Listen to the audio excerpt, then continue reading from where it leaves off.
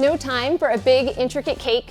These spooky mini cakes are so fun and easy that they still make a big impression. Hey, I'm Rachael Teufel. Happy Halloween, everyone. Mini cakes are just that. Tiny layered cakes decorated any way you want. And because we're not fully icing these, they're super quick. We're gonna make 3 versions: a spooky jack-o'-lantern, a creepy mummy, and the always classic Frankenstein.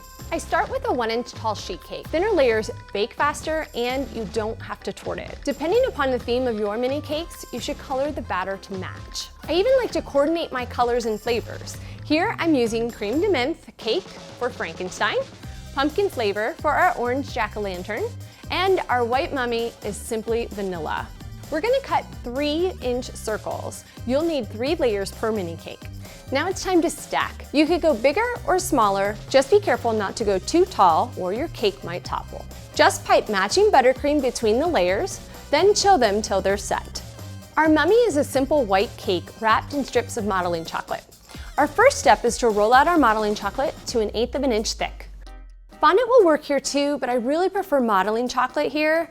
It's firmer and doesn't stretch as much. Then, using a ruler, we'll cut it into 4 strips about a 1/2 inch wide. I like to use the shell tool to create some texture, working down the length of the strip. To make the eyes, roll out white fondant, about a 1/4 inch thick, cover with plastic wrap and cut. This helps round the edges to make a more 3D eyeball. Then use a black edible marker to add the pupil. Top the mummy cake with white icing, wrap your strips around the cake, secure them with dabs of buttercream. Be sure to leave some loose ends for some character. Finally, add your candy eyes to complete your spooky little mummy. This jack-o'-lantern design is decorated with simple green and black accents, using both modeling chocolate and buttercream. First, roll out green modeling chocolate and cut leaves.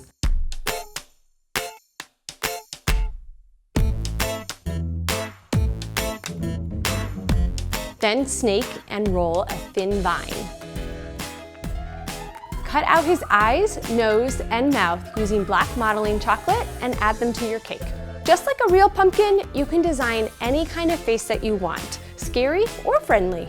Top your cake with green buttercream using a star tip and add your vines and leaves to finish.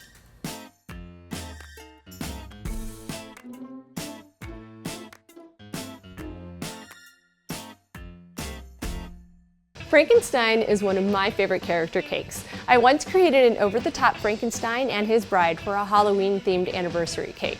This mini cake version is a much simpler design and it uses black buttercream. Now, achieving black buttercream can be difficult and even bitter if you use too much coloring. So start with a rich chocolate buttercream and you'll use a lot less black food color. Top the green cake with black buttercream using a star tip.